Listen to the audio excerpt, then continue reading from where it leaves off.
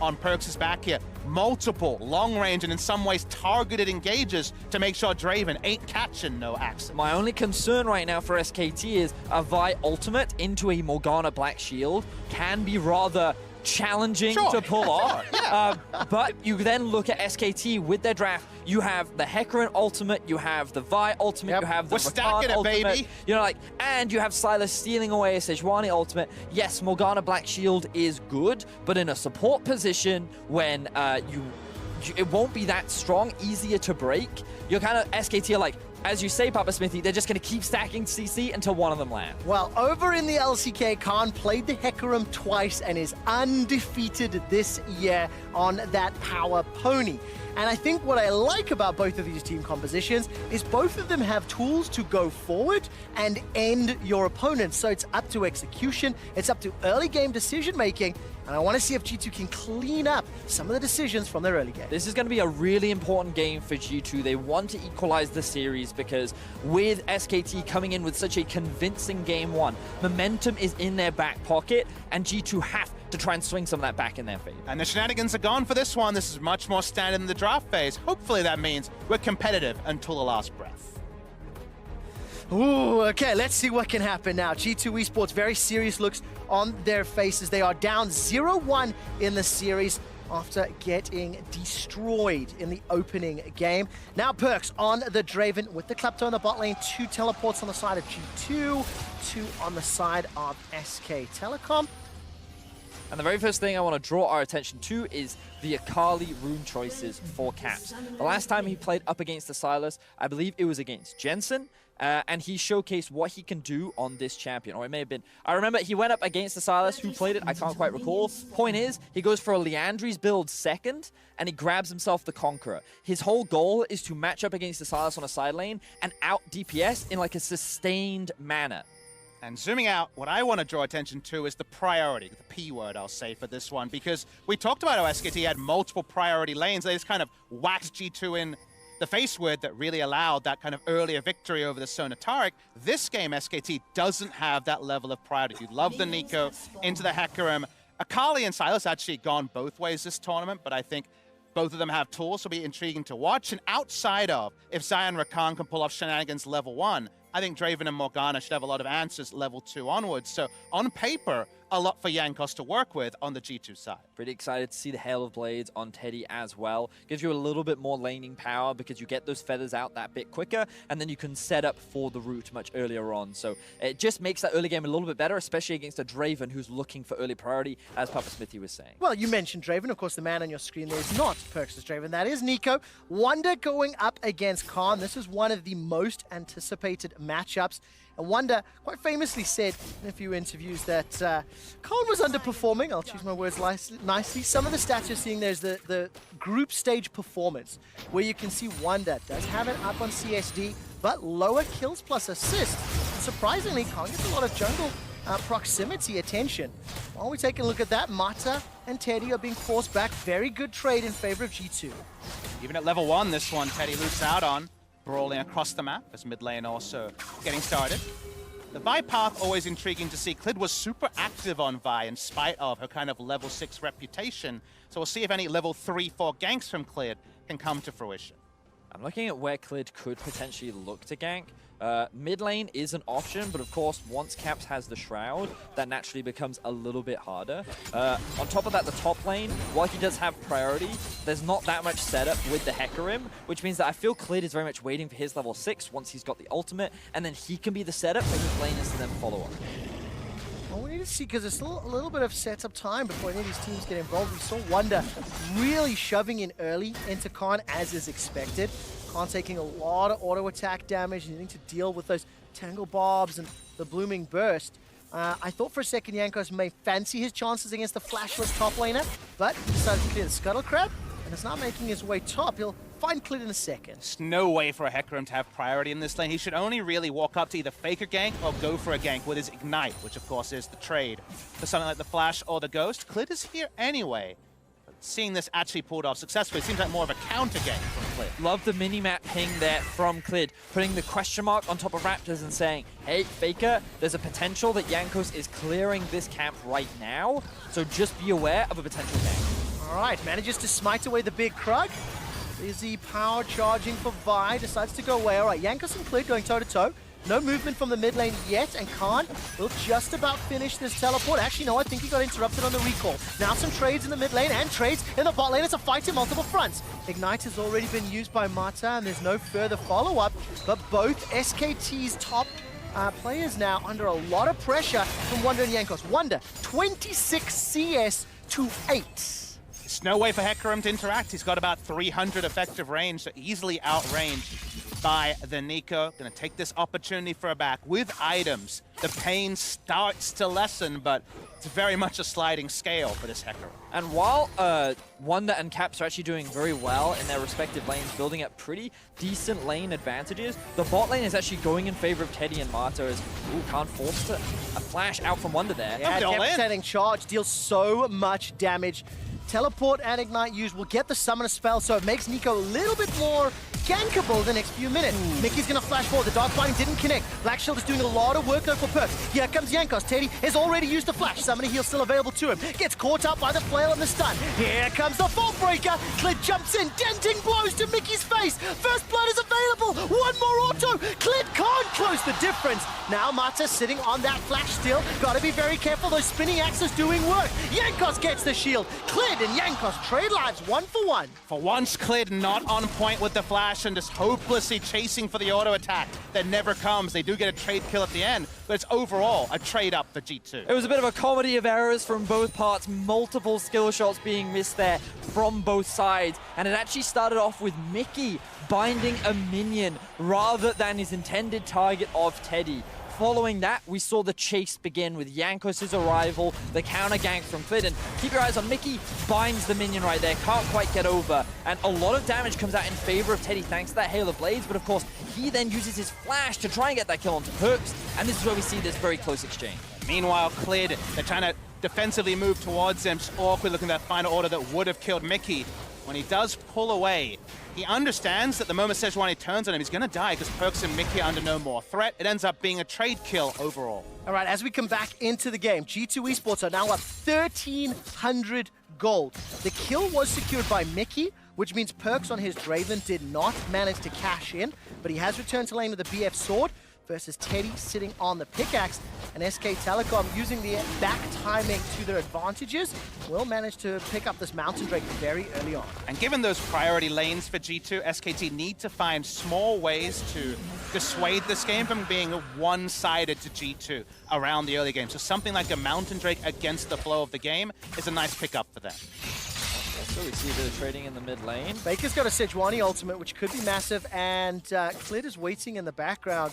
I mean, if you add the Sedge ultimate and Assault and Battery, that is a ton of CC, and it looks like that's what Faker and Clid want to do. So keep your eyes on teleports. Caps' TP is up and ready to be channeled towards the bot side of the map, but Faker and Clid have managed to sneak in unawares. The pings are coming down. All right, the ward is just about to spot them. Perks with a very reactive flash. Mickey didn't have one available. Faker forced to use his own. That was a respect flash if ever I've seen one.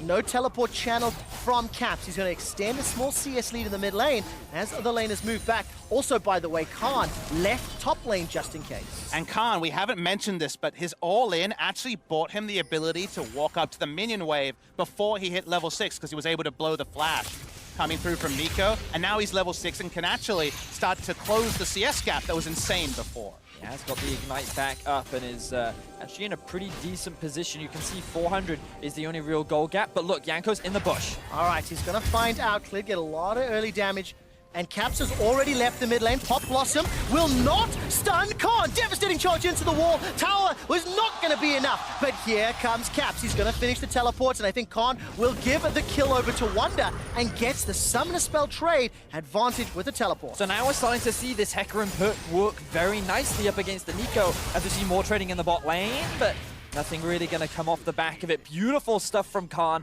Finding that solo kill onto Wunder, having this way back into the game is a much-needed advantage for SKT early on. And our general read of the comps is that if both sides are firing shots and being answered during the early game, it bodes well for SKT's big engage come team fight. So G2 really need to pull off a play like this where they're setting up for at minimum turret plates, if not a couple of kills. Extending that gold lead further, Papa Smithy. It's 2,200 gold before 10 minutes. That plate did fall, and Jankos is yet to leave the bottom quadrant of the map. Now starting the recall, may end up conceding his own blue buff. Would highly recommend viewers at home just keep your eyes on the minimap and just keep watching the pings, because SKT have such good awareness of where the enemy players are. They're pinging out the Morgana, who's not on vision. They keep a good track of Jankos, so they avoid it. The only time they've been caught up so far is when he actually came through the lane towards the bottom side of the map, and Clid couldn't quite respond in time. So it feels like SKT are just kind of reading G2 very well in these early stages of the game. All right, Clid is waiting for a potential all-in from Wonder. Wonder's Pop Blossom is 2 seconds away, and Flash as well. Here comes Faker too. Jankos is sitting waiting in wings. Pop Blossom comes down, buys some time. Jankos comes in with the ulti. That's a first, but there's a reply already. Clid gets onto the Assault and Battery. Now Jankos trying to put some damage back. Whirling Death will not find its target as it was angled under the tower. A 1-for-1 trade. But it's SKT that had to move first. Look at the minimap, look at the vision. I think G2 are going to be okay with that. It's just so addictive to watch the cavalry coming on the minimap. Sometimes I catch myself minimap watching when there's action on the main screen, because there was 2 people to outnumber the 3 that were sent by SKT, but the decisiveness only ends up with a trade of 1-for-1. So a lot of tools used, but an overlapping trade. Yeah, absolutely the case. We can see their caps, by the way, getting a lot of damage onto that mid turret plate, extending the gold lead even further. And I just want to draw your attention to some stats as we crest to the 10-minute mark. I'll do it after the replay. So here we see Wonder landing a really good route onto Khan and utilizing this as an advantage to actually go for the all-in with Jankos right behind him. I don't think he was going to escape, because we can see the Aftershock actually securing the kill from the side of Clid, and the arrival of Faker meant that he was surely going to die, but in a situation that should have been a 1 versus 3, ends up being a 1-for-1, so G2 can be quite happy with that. Yeah, I wonder if these lane assignments will stay. I'm keeping my eyes on where Faker's going. The Shroud comes down from Caps. He could have killed him there, but unfortunately he had no information of where Clid was or where Faker was. So he decided not to go for the commit. We're just happy with those small skirmishes, and we're now back to base. And actually the health trades, when you have double Conqueror and also the Spirit of Dread from the Hecarim, can actually be pretty supreme with the burst damage that both Akali and Hecarim can do. So we're seeing flexible lane assignments. Yeah. They do eventually settle on returning Silas to the mid. All right, so Wonder is still up 20 CS. I can see Jankos waiting in the wings. That's a flash forward from Clid. The Assault and Battery finds his target. Perks has got no flash available. The stopwatch buys so much time, and the 2v3 is being turned around. Feathers will not find a route. Flash away from Teddy. He stays alive and avoids Dark Binding, but look at Faker. He's come down from the river, and this time no one dies. Beautifully well played from the side of G2. Mickey with a quick responsive flash to get the Black Shield on, enables Perks to walk away from the charm from Mata, and actually being a heavily favored trade for G2. All right, good trade. Yeah, the starter with Caps being in Fog of War. He's holding on to perfect execution, but Clid is waiting nearby, and that's a good, advantageous health trade. We catch a glimpse once again in the top lane, and Wonder maintains this 25 CS-ish lead. And while Caps is known for his brawling, that brawl was as Vi had leashed the Ocean Drake. So there's no Dragon take here from SKT, and actually G2 looking for more. All right, there's still 2 minutes before these turret plates drop, and G2 want to extend the lead even further. They've got themselves a teleport coming out of SK Telecom. Jankos has already thrown down the ulti, and Khan has arrived to the fight. There goes Caps. Mata is down. Onslaught of Shadows finds nobody. It's a face plant for Khan. Black Shield will prevent some damage, but here comes Faker. He channeled the TP as well. Wonder remains untouched in the top lane, and he's going to push into some plates as well. First, have to give props to Teddy. In that situation, he focused on clearing the minion wave rather than going for the fight. You saw how difficult it was for G2 to actually set up that dive because they had no wave to play with. So he bought just enough time to almost turn that in SKT's favor. And that was with SKT using a lot of resources to try to turn it around and getting nothing. So overall ends up with Wonder getting some free time and maybe a turret plate. The Rift Herald goes to the way of SKT, but the only kill to G2. So keep your eyes on what Teddy does here. He throws out all these feathers, he's going to pull them back in, and fortunately, he's just, due to the passive nature of how his feathers work, he's just clearing this wave, clearing this wave. Now, Jankos' ult comes through, G2 no longer have a wave to play around, but Captain's like, you know what, I've had enough of this, I need a kill, and they're looking for more. Oh, they are indeed. G2 Esports have got a number of plates already with less than a minute to go. It's a 3,000 gold lead, almost the inverse of the previous game. Now, SK Telecom are being pressured as the Dragon is going to be focused. The Yankos ultimate not available. And this tower, I think a huge props to Teddy and to Mata, who have been holding on to this bottom lane. They will catch up Mata. He's going to be able to get over the wall. And as he dances away from the battle, G2, they've got some pressure in the bot lane, but it's against a Rift Herald, which is picked up by SKT. Early Merc treads for Mata enables him to get out of that binding and walk away to safety. Good early purchase in what could be a very difficult matchup. And I also believe that G2 are playing to the clock a little bit because that Rift Herald won't be channeled in an advantageous spot pre-14 minutes. They're going for a return gank bot side, get some access to the Drake if they want to fall back to it, but it means the Rift Herald charge is going to have to be more strategic rather than just slamming it down for the guaranteed goal. Also, G2 have the advantage that both their teleports are up while SKT don't. So playing around bot side means it's way easier for their solo laners to get involved and actually snowball things even further towards G2. And as we take stock of the situation, a very brief pause. Aggressive. Where does it all lead? Who knows? Well, it leads to Vi, Hecarim, and Rakan jumping into G2 Esports, and we are back on the Rift, ladies and gentlemen. As we're approaching the 15-minute mark, you can see the 4 turret plates have already been secured by G2 Esports. They're pushing in the bottom lane, and look at SK Telecom all in the top lane. So this is something you were talking about before, Papa Smithy. From the side of G2, they were focusing all their resources towards the bot side of the map. They had the double teleport. It was very easy for them to play around this lane. And now with the Rift Herald, they know they want to try and utilize it early. So they're going to try and trade towers as Jankos gets collapsed on. All right, Jankos is in a little bit of trouble. He's already flashed. Caps waiting in the wings as Faker was caught out by the Sedge ultimate. Tower falls in the bottom lane. That's the first. That's a 4,000 gold lead temporarily. SK Telecom may continue this siege as there's a trade in the mid lane. Faker and Caps now going toe-to-toe. Here comes Khan. Onslaught of Shadows is available, and Jankos does not have the prison. Dark Binding goes wide, and Whirling Death comes out as well. G2 Esports have the numbers to fend off the pressure, and now G2 are grouping in the mid lane. Moving around the map for SKT got them out of the scenario where they were being repeat dive. That's why they changed their battle lines and go topside to use what they have, the guaranteed advantage of the Rift Herald, and also to try to contest the defensive position where G2 just hadn't spent a lot of time around that top blue side. So I think overall, going even in trades when we, again, outline the eventual future of the team fights is pretty smart from SKT, but G2 can reset here and regroup easily. Yeah, I agree. I think SKT, they made the smart decision here. It's the best scenario for them to not fall too far behind. Now, the game that I like to play with every Draven game is how many stacks does the Draven have? He's currently sitting at about 415 to 420. Oh. Right? He is sitting on so much potential gold that he has not quite secured yet. And that could be the moment that you were talking about, Papa Smithy, that one defining point in the next couple of minutes that could swing this game in either direction. And that's kind of the moment that I look to give confidence that this 3,000 gold lead can accelerate further. You cannot deny the pick or the team fight power that SK Telecom have available to them. Ocean Drake will be up in about 2.5, maybe 3 minutes. Baron a little bit after that, but both teams pretty content just pushing out these waves, and nobody's really pushing deep into enemy territory. What I can deny about SKT is their item timings are still future. We don't have a Trinity Force. We don't have any item on Faker. It's 2 building blocks of his core items. Essence Reaver is there, but everyone else is still on the precipice of the items you need to really make that oomph work when you dive after the Draven. So for now, SKT, who have in the past, very recently, been very good at choosing their times, still need to weather the storm a little bit longer. All right, looking at the minimap, Caps is picking a fight with Khan, while the rest of SKT are trying to defend mid lane. I correct this, SKT are killing Caps.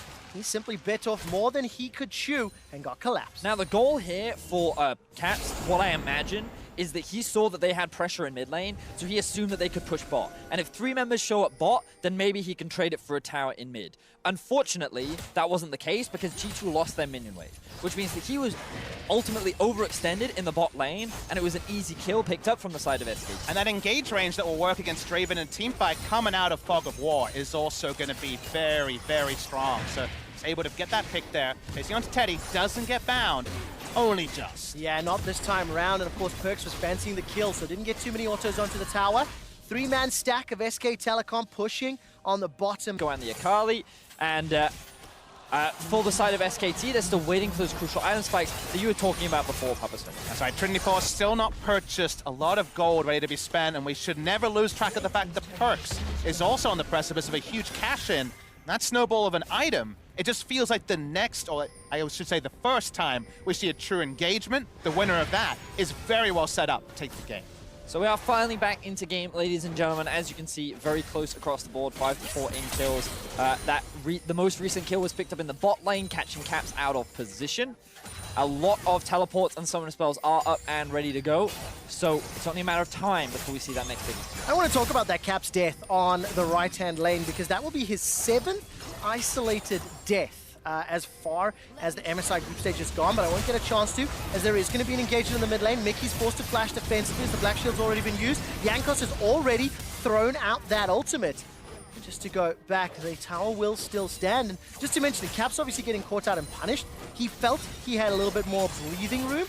And those are the types of mistakes you've got to be very, very careful with at this level of play. SKT unable to find the kill on that engage. The breathing room is at a very low level. We saw, for example, the Black Shield used on perks, meaning that Mickey had flashes. All right, that's a very big engagement. The Assaulted Battery comes down. Caps is caught out and killed where he stands. Now, the Dragon is still being focused and secured. A kill for a Dragon is sometimes worth, but look at the Pop Blossom. Faker stole that one. He's already found another onto Mickey. Mickey used the flash earlier. A Dragon for 2 kills is a bit more controversial. That was ultimately a massive mistake from Caps. He tried to clear out a ward where he did not have priority. The rest of SKT had regrouped behind their tower. G2 members were on the Drake, and SKT now utilized this window to secure themselves 2 kills, a mid-tier 1, and close that gold gap. And Vedius was a bit of an unforced error, because remember, we saw the Morgana being forced to flash because they didn't have vision around the bot side river just a moment earlier, so it should have been 1+1, and that area would also be one where he could potentially be taken down, so the flow-on effect is a lot more immediate gold injected onto SKT, and the map state reversed a bit. And the one thing you will note as well on this minimap, just as we're getting into the fight, you'll see how the rest of SKT are all grouped up towards the top side, but then Faker actually teleports to this ward right behind the rest of the team. That allows then SKT to know that they can continue for this fight because they're going to have a numbers advantage. So Mickey in this situation chooses to give up his life so that Wonder can walk away with his life. A bit of a teamfight preview too. To me, the most high-value ability to steal with that Sylas ult will be the on-hit Nico ultimate. Ability power being stacked by Sylas, the potency of the burst means he could either dive and make that work or use it to peel for the side. Man, there's going to be so many interesting team fights, especially with all the options to build. I mean, if Faker steals the Soul Shackles, that's going to be hugely impactful as well. We've got 2 items now picked up for Teddy. He's got the Rapid Fire Cannon and the Essence Reaver. Rage Blade and Blade of the Ruined King sitting on the side of Wonder, who is still up 30 CS, by the way. He had a very strong early laning phase into Khan's Hecarim. And as it stands, I think that recall just finished from Mickey. You'll notice as well that G2 actually have pushing top and bot right now. That's why Perks used his Whirling Death to clear out the mid wave so that G2 could just relieve the pressure, and now they actually have a good opportunity to reset, spend some of their gold, and pick up the items. You'll notice the Infinity Edge now done for the Draven, and the Rage Blade completed for Wonder as well. A little bit of an exchange here. Caps has already used the perfect execution. Goes all the way back in with the flip. 5-point strike. Picks up a kill into Mata. Now Jankos looking for the stun. That's a double kill for Caps. He flashes over the wall. But here comes Khan. Charges into him for devastating effect. Khan takes down Caps as the mid lane tower is being focused. Protobell from Faker just to clear the wave. Dark Binding will connect it to Khan. And he gets taken down. On hit Nico running amok. G2 Esports wait for the minion line to conga in, and they might get some more damage on the tower. And remember what we just talked about. G2 had priority on the side lanes. So the moment SKT split up to go and control it, that is when G2 strike, they found another pit. Mickey fires the Dark Binding from out of vision, and Faker is caught out. Another tower and a gigantic lead for G2. And these decisive picks are reminiscent of what we saw in the Pike game that G2 turned around. Speaking of... All right, he's going to flash over, get caught out by the Vi ultimate, throws out the stand aside. Dark Shield, or Black Shield rather, will help out. But Summoner Spell blown, and 005, no license to kill for Perks yet, waiting to cash in on that Draven passive. And it's stacking up bigger and bigger. The gold lead overall is 5,000 gold, and the swing would be insane if Perks was to pick up a kill. SKT had just found some picks to slow down G2's advance, but that slowing down was very short-lived. And this is one of those situations where Caps' sacrifice was definitely worth it for G2. Trading a 2-for-1 and taking out the bot lane enabled so much control for G2 to then push in towards SKT's half of the map, and now they're the ones playing on the back foot. So you can see here, Caps utilizing the ultimate to close the gap, and then he's diving onto the duo. Now, we were talking about how if G2 opened up with an aggressive play, that would really behoove them at this point. Caps shows the ultimate aggression between turrets. He gets back up from Jankos, but when SKT came, you thought there could be a turnaround. It was not. Beautiful stuff there from Caps, and Jankos with the assist, but then we see the power of Mickey as well, landing two very crucial bindings. First one onto Khan, the second one onto Faker, enables G2 to now propel their gold lead back to about 5K. 5,500 gold to be specific. 4 towers to 3, 2 dragons to 1, 9 kills to 7. Every metric in favor of G2. And the gold advantage is the only one that is significant right now, but Klid has picked himself up that Guardian Angel. He's 3, 1, and 2 on that frontline Vi, and G2 Esports are now starting to group around, pushing Vision in the right-hand quadrant towards what looks to be the bottom inner turret. Teleport's available for Wonder, but he's actually sticking grouping with the team, so G2, they want to fight Papa Smithy. And the defensive positioning from SKT is okay because they have control over the Baron. They're not worried about G2 putting a train on it and taking it down quickly. The Drake spawning very shortly. SKT in full defensive position, and G2 walking up. Ooh, here comes the Marta engage. All right, that's at least a knock-up onto 1. That's potentially going to be a dead AD carry. Not yet. Caps actually manages to escape with his life. Klid's GA has been popped, and now Wonder is trying to solo out Khan. Onslaught of Shadows available, but it may need to get used defensively. Finally cashing in on the Draven passive. Pop Blossom comes up, will not find a stun. G2 Esports have got themselves one quick kill, and they forced SKT back. Perks picks up 1,369 gold off the back of that kill. The stacks have finally been cashed in. He's sitting at almost 12,000 gold total, and now G2 are posturing around the Baron. Klid is dead, but they do have a ward on the Baron, so we will not see G2 move over to that. Big pick there. Faker's actually in a huge flanking position, but who's flanking who? Yeah, exactly. Hijack and Flash is available for Faker. Dark Binding will root him down. Pop Blossom is available, and G2 do not fight into Fog of War. I respect the patience this time round, content with the gold leads. And the gold lead spiked so big. That's the Draven passive being cashed in, that huge ascent climbing up a ceiling. SKT continue to back up, but G2 are in a really comfortable spot now. And while SKT has that initiation, one initiation goes wrong, the game could just end. And I believe that it was SK2 that tried to start the fight as you were talking about, Papa Smithy. Their eyes were set on trying to kill Caps. Sitting on the front line, they thought that if they could just execute him, they would create a numbers advantage. And look how far up he's pushed in the lane. The eyes from SKT are like, hey, we can go for this. We can lock him down. If we kill him before he gets in the Shroud, then we've got him. So they go in. It's very telegraphed. But then notice this black shield that comes out from the side of Mickey. Flash in, just enough to keep him alive. And now it's Klid who's overextended. And Khan's actually caught trying to come in for a further flank. It would have been disconnected anyway. It wasn't like Khan was complete on point with his flank timing. So SKT over-pursue from behind. And usually that ends up with more negatives than positive. And of course, because Perks cashes in, he's already picked up the Phantom Dancer. So within about 2 and a bit minutes, Edge, Phantom Dancer, Bloodthirster, and crucially, you can see all of the stopwatches. One for Jankos, Caps, as well as Perks. And I'm taking a look on the side of SKT. It is only Faker right now that has one. And what we want to see from G2 is for them to parlay what we see from regular season G2 in a scenario like this. Keep their side laner in the side lane. Nico has itemized for the 1v1. Keep her there while playing the Baron game. Don't just roll up for a team fight, sort of thing that kind of proved to be IG's undoing. Exactly that, Papa Smithy. This is the mid-game fans wanted to see, but now Caps may have been caught once again. Oh, Caps manages to use that E to get out to safety. Manages to do so. Jankos throws down the ultimate as well. Caps level 15, not yet tier 3 ultimate. Turns his attention to Klid. Here comes Jankos, Perks and Mickey trying to make their way in. Wonder's going to be a little late to the party. Tady's coming in from the backside of the fight as the Onslaught of Shadows splits up G2 Esports. Klid goes down though. It's a trade as now Marta's taken out. Damage onto Mickey. 2 for 1 thus far. But G2's death ball is rolling through SKT. Khan gets a devastating charge to reply one back. 3 for 2. G2 still in the advantageous position. Tady's able to escape away from Wonder for now, and Wonder does not continue the chase. It is a matter of time here. Caps is looking to hunt down Khan. That's a flash forward into the 5-point strike. and just to get a couple more autos, and G2 with a convincing win. G2 in position, and their target selection was more straightforward. Teddy had to open with ultimate to contribute any fight onto the team fight. With so many members down, G2 feeling strong enough to go onto Baron. And remember, this is on-hit Nico. She shreds Baron. Now Clid has just respawned. The pings are coming down. Marta and Clid are on their way, but can they secure the objective in time? I don't think so. It's going to be too late unless Teddy can do something magical. No Featherstorm available. 2,000 hit points. This is an easy secure on the Baron. Teleport is being channeled now by SKT.